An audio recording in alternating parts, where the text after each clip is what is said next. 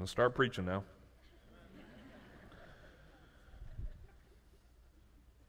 So Naomi and these two girls decide to head back. Let's pick up the story. It says in verse 7 that with her two daughters-in-law, she left the place, Moab, where she had been living, and set out on the road that would take them back to the land of Judah. Then Naomi said to her two daughters-in-law, "Go back, each of you, to your mother's home." Naomi wants to walk this road alone. And let's take a step back. We can understand Naomi wanting these girls to go back to Moab. First of all, Naomi loves these girls. You're going to see that revealed in her speech here that's coming up. But she's basically saying, hey, girls, don't walk with me. She's going to reveal it. She thinks God is against her. I'm bad luck. I'm a cloud.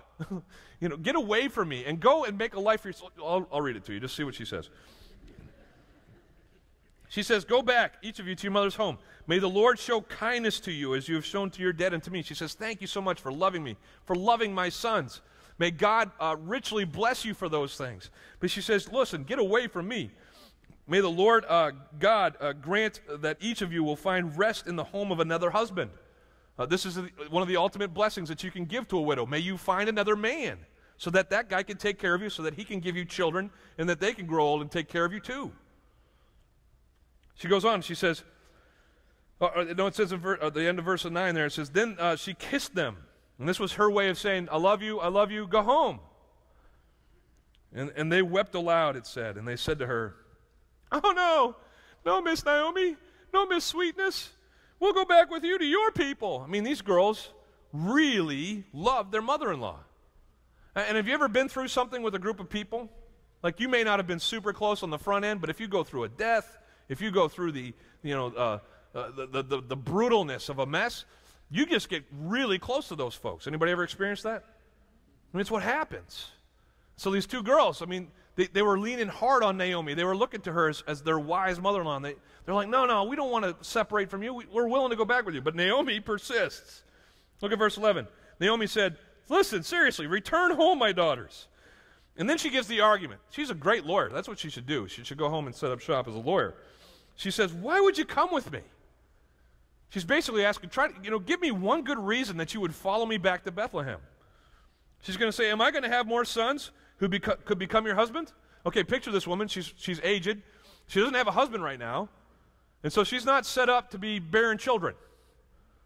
Now, in that world, basically, if you go back in the Bible, you'd see that if a man were to die, the next person who was the kinsman, the closest kinsman, would take that woman, his widow, as that man's wife, and that would basically be the provision for that woman. The deceased's brother would provide. And so Naomi's referring back to this custom, this law. She says, look, am I going to have more kids so that you can marry my new sons? The answer is probably not. She says, return home. She says, listen, girls, go. The more I talk about it, the more I'm convinced. Return home, my daughters, verse 12. I am too old to have another husband, let alone have other kids, even if I thought there was still hope for me, which she doesn't have. We're going to find that out.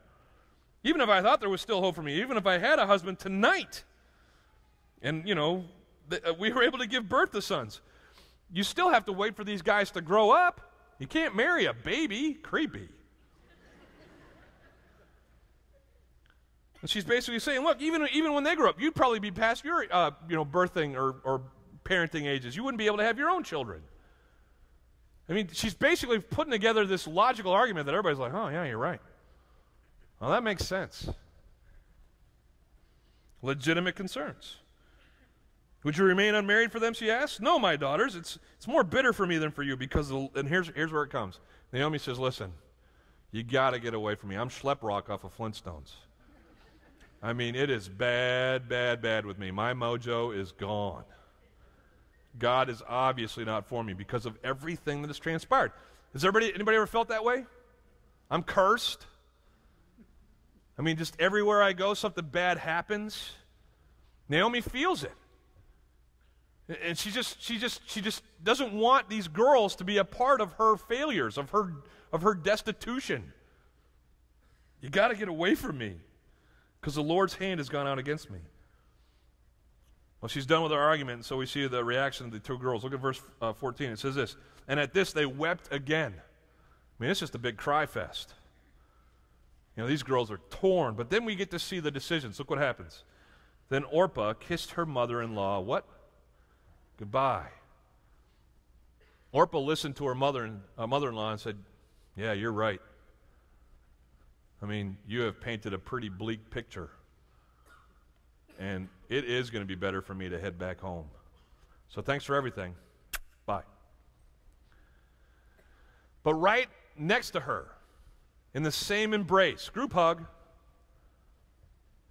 is the other daughter-in-law. Her name's Ruth. What's she doing? She's clinging to her. And this is the same verse or same word used in the marriage in Genesis when a man would leave his family and cling to his wife. It's that tenacious, wrap your arms around, headlock, don't let go, grab a palm tree in a hurricane kind of hug. That's the clinging that Ruth is doing here with Naomi. Now it's interesting to note Orpah. I mean, logically, none of us could blame her. But here's what happened in that one little diatribe that Naomi had. Because remember just a few verses earlier, she was like, no, let's go together. Let's do this. We can do this. But then Naomi says, no, let me spell this out for you. I'm not going to have any sons. You're not going to have any husbands. It's bad. It's bad. I'm cursed. You got to get out of here. Everything stinks. Ugh, right? And then Orpah goes, oh, yeah, you're right. Yeah, I'm out. See you. Bye. And then she leaves. And how many of us, when it came to, our faith in God and following Him, we went this far, oh, we want to stick with you, let's keep going. But then all of the reasons not to stay with Him and stay faithful started mounting up, and we're like, oh, man, that's a lot. See you, God. Oh, jeez. I almost took that path. Woo, that was close. That's what Orpah's doing here. The going got tough, and Orpah got going. But Ruth, listen, of all the characters in Scripture, Ruth might be one of my favorites. Because Ruth she heard the same arguments. She is under the same constrictors or the same, rails that Orpah was under. But she's standing there, and she's like, no, I'm not letting go. No, I'm not going to, no. You can keep talking all you want, Naomi. I'm not letting go. She basically, and listen, what she's doing is she's saying, you know what, I'm going to take on myself everything, Naomi, that you're trying to escape. Because what's Naomi trying to escape? She's trying to escape being familyless in a foreign land and having no hope. Ruth is saying, I will take on myself being familyless in a foreign land and having no hope. But I'll do it. Why? Let's find out. Verse 15 says this, look, said Naomi. Now she's going to get real firm. Look. I could picture Naomi taking, Ruth off of her neck and saying, look, shaking the girl, listen to me, getting all motherly on her, right? There goes Orpah. She's doing the right thing. She's going back to her people and her gods. You need to go with her. I mean it. And then I picture Ruth taking this old cranky woman and grabbing her right by the shoulders and glaring right back at her and saying this. Everybody ready? Ruth replied, don't urge me to leave you or to turn back from you. Where you go, I will go. And where you stay, I will stay. Your people will be my people. And here it is. And your God will be my God. This girl who grew up worshiping a pagan god named Chemosh had been around Naomi enough. Even though Naomi's doing a great job of reverse evangelism here, right? Stay away from the God of Israel. He hates me. He's a jerk. You don't want to go with him. Oh, it's terrible. Right? Even though Naomi is given the worst sell job ever in evangelism, Ruth says, listen, cranky old woman, somewhere along the line, I have made my choice. I will serve your God. And because I will serve your God, I will follow after you to where He is.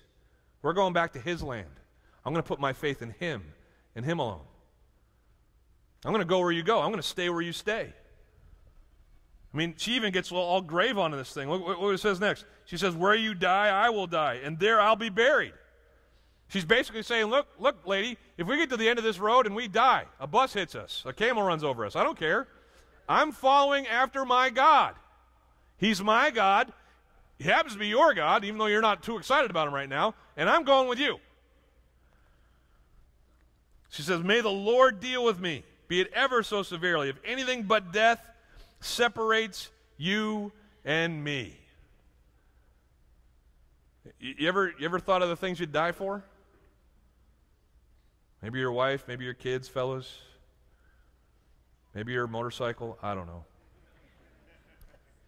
But Ruth says, listen, I'm willing to forsake everything that's familiar to me, to walk away from my place of birth, everything that I know, because I believe that God, the God of Israel, is at the other end of my rope.